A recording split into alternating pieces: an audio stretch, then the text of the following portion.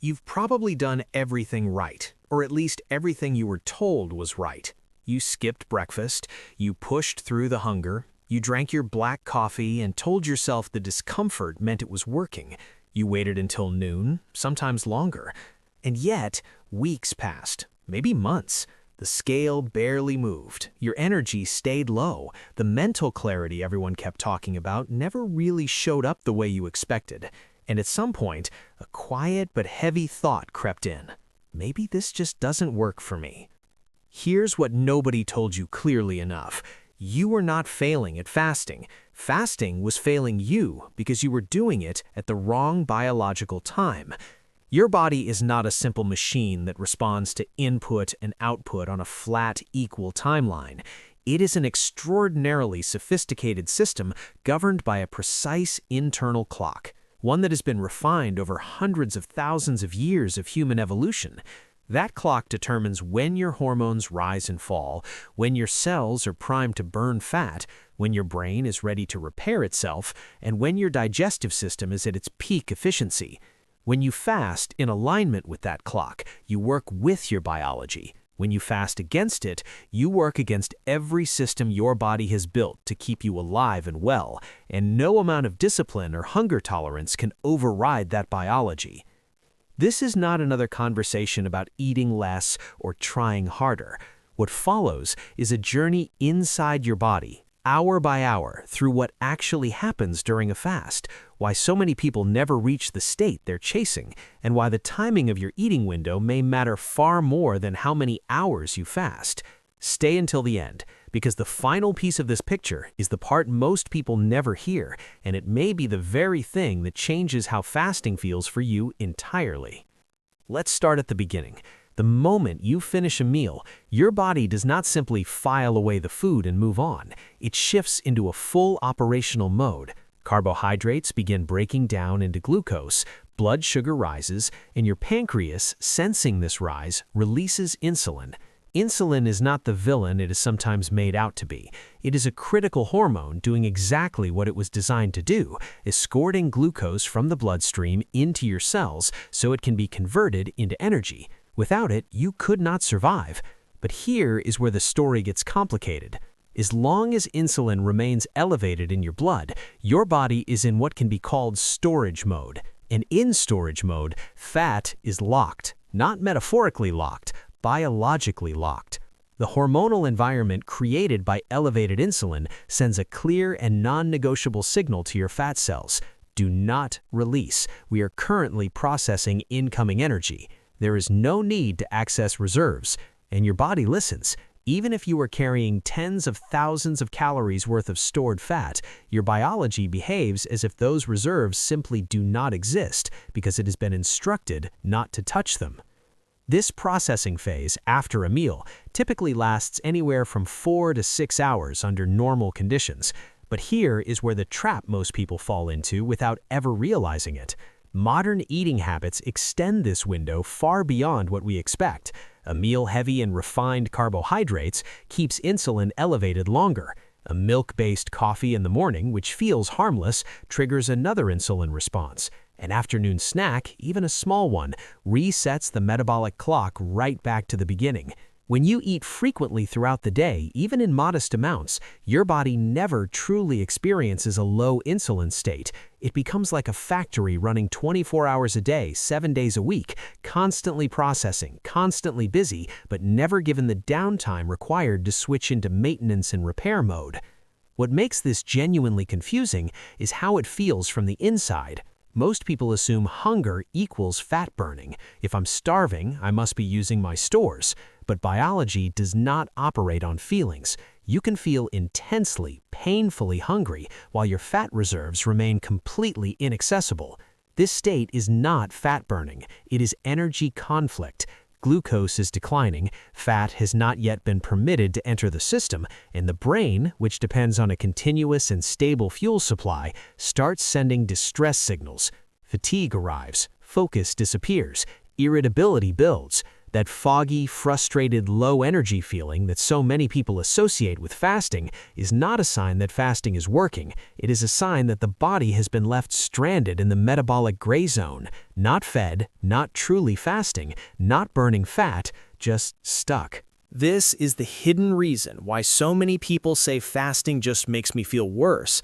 Their bodies have never been given enough uninterrupted time to pass through that gate. And until they do, every fasting effort, no matter how disciplined, feels like standing outside a vault filled with energy and realizing you never had the right key. Now let's talk about what happens when the conditions are finally right. When insulin drops low enough and enough time has passed since your last meal, typically somewhere between 12 and 16 hours, a critical biological transition begins. This is not a number invented by the wellness industry. It reflects the actual hierarchy of energy use that human physiology has relied on for millennia. In the early hours of fasting, your body draws on liver glycogen, the short-term storage form of glucose. The adult liver holds roughly 100 to 120 grams of glycogen, enough to sustain the brain and essential organs for a limited period. As fasting continues and glycogen depletes, the body arrives at a decision point. Where will the next fuel come from? And when insulin is low enough, the answer becomes fat. Fat cells finally receive the hormonal signal they have been waiting for. They open. Fatty acids pour into the bloodstream, travel to the liver, and there, the liver does something remarkable. It converts those fatty acids into ketones. Ketones are not an emergency backup fuel that the body reluctantly resorts to. They are a clean, stable, and highly efficient energy source that the brain and nervous system actually prefer under certain conditions. Unlike glucose, which can create sharp spikes and crashes in energy and focus, ketones provide a smoother, more consistent fuel. This is why people who reach this transition often describe a very specific sensation. The hunger quiets, a calm clarity arrives, focus sharpens without the anxiety of caffeine. That experience is not placebo. It is your brain operating on a new and steadier fuel source. At the same time, another powerful hormone enters the picture, growth hormone. Many people fear that fasting will cause the body to cannibalize muscle, but human biology is far too strategic for that. Losing muscle during food scarcity would have meant losing the ability to hunt, move, and survive. So instead of destroying muscle, the body evolved to release growth hormone during fasting, a hormone that simultaneously accelerates fat mobilization and sends a strong protective signal to preserve lean tissue. Fasting, done correctly and at the right biological time, does not eat your muscle. It targets your fat while protecting what matters most. This is why the 16-8 model resonates with so many people, not because it contains magic in those numbers, but because 16 hours is long enough to deplete glycogen, drop insulin, open fat stores, raise ketones, and trigger growth hormone, all within a daily cycle the body can repeat sustainably. It is not about suffering through hunger for as long as possible.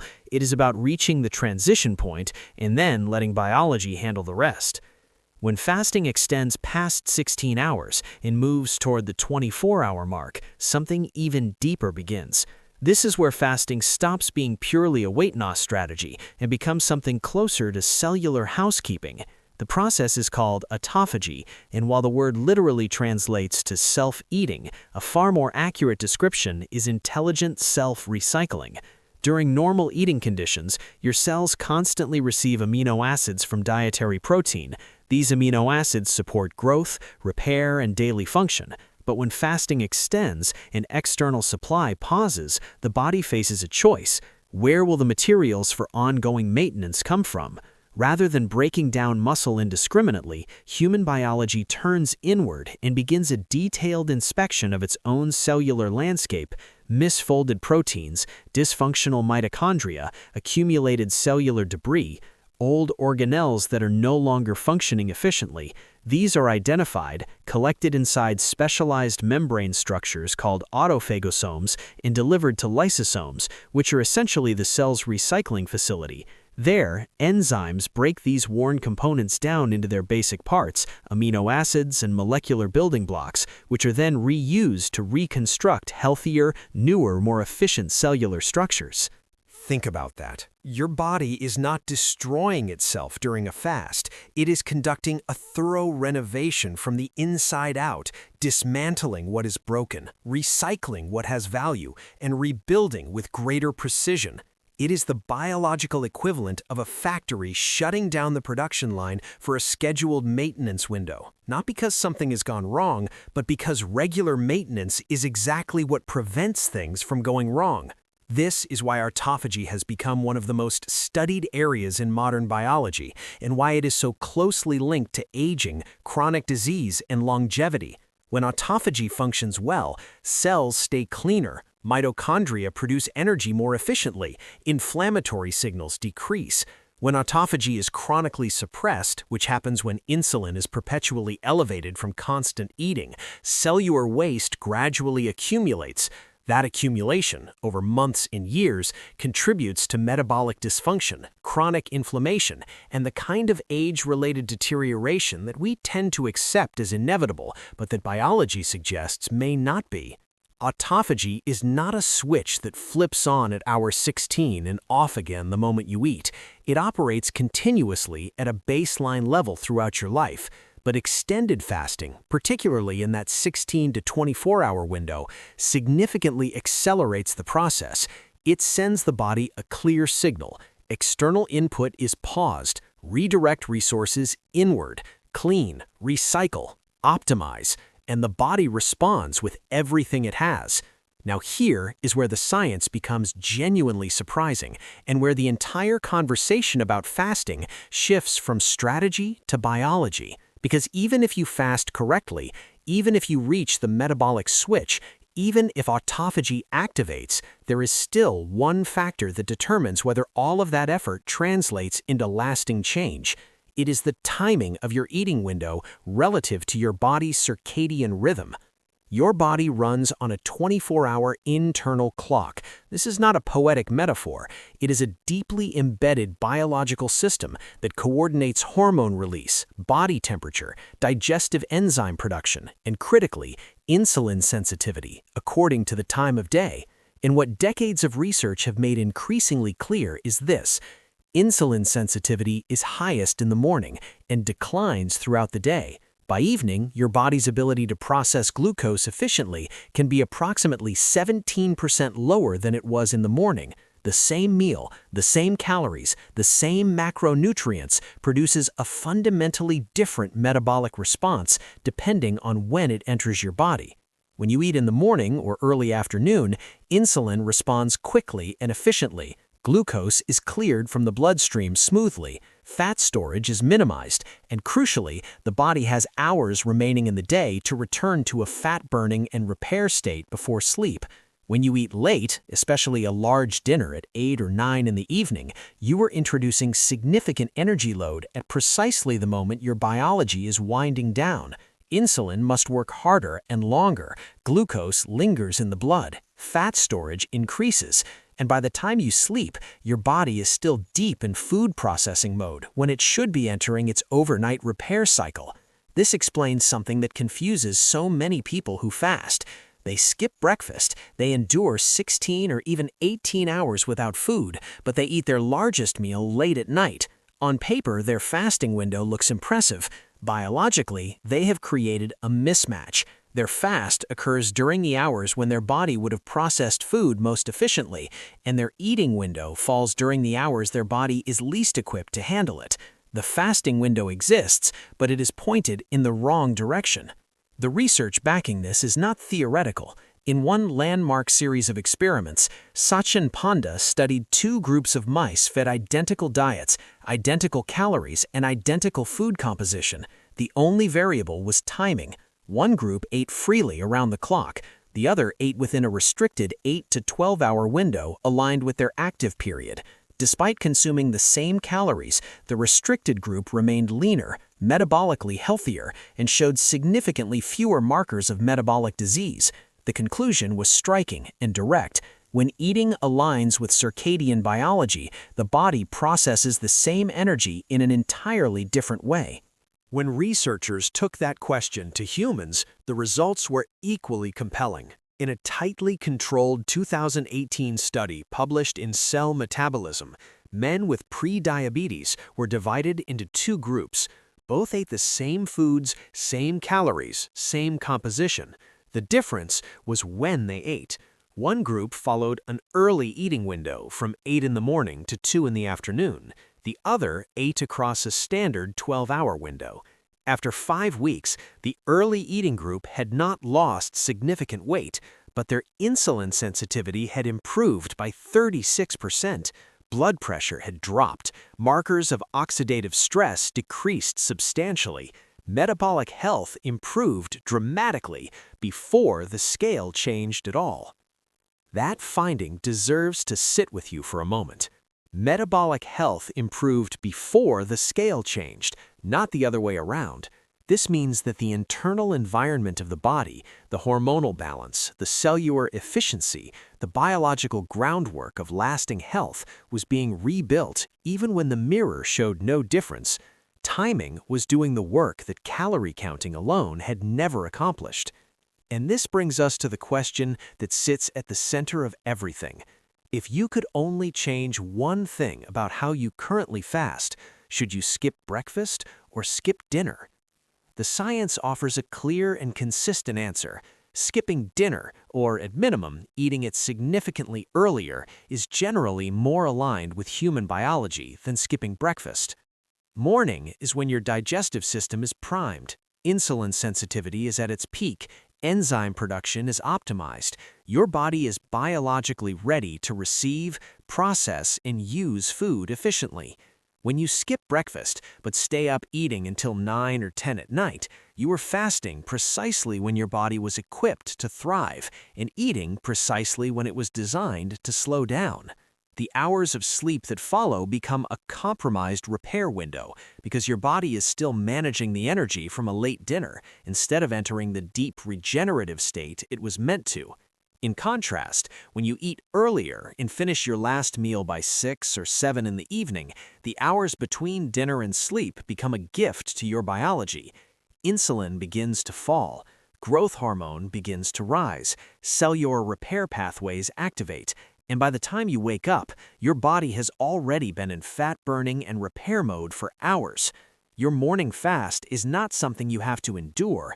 It becomes a natural extension of the biological work that happened while you slept. This does not require extreme behavior. It does not mean skipping dinner or eating your last bite by noon. It means making small, consistent adjustments, moving dinner an hour earlier, avoiding large, late meals when possible, prioritizing food earlier in the day when your biology is ready for it. These are not dramatic sacrifices, but biologically, they change everything. Sustainability matters too. A strategy only works if it is something you can return to tomorrow, next week, and next year. For many people, skipping breakfast disrupts morning energy, impairs focus, and makes exercise harder. Eating dinner a little earlier is often easier to maintain, causes fewer disruptions in daily life, and still delivers the circadian alignment your biology is asking for. Fasting should support your life, not compete with it. So instead of measuring success in hours of hunger, start asking a different question. When am I eating relative to my body's biological clock? Am I giving my body time to enter fat burning before I sleep? Am I processing food when my insulin sensitivity is at its best or at its worst? These questions shift fasting from a willpower contest into a strategy that works with your body's own design. Your body has never been working against you. It has always been trying to function exactly as it was built to function. Every time you felt frustrated by the lack of results, every time fasting left you exhausted instead of energized, it was not a sign that your metabolism was broken or that your discipline was lacking. It was your biology, quietly and patiently waiting for the right conditions, waiting for insulin to fall, waiting for the metabolic switch, waiting for the cellular cleanup to begin, waiting for a meal timing that aligned with the rhythm it has always operated on. When you stop fighting your biology and start learning its language, fasting stops feeling like punishment. It stops feeling like something you survive and starts feeling like something your body genuinely responds to. The hunger becomes manageable, the clarity arrives, the energy stabilizes, not because you pushed harder, but because you finally gave your body what it was actually asking for all along. That is what working with your biology feels like, and once you experience it, you'll never approach fasting the same way again.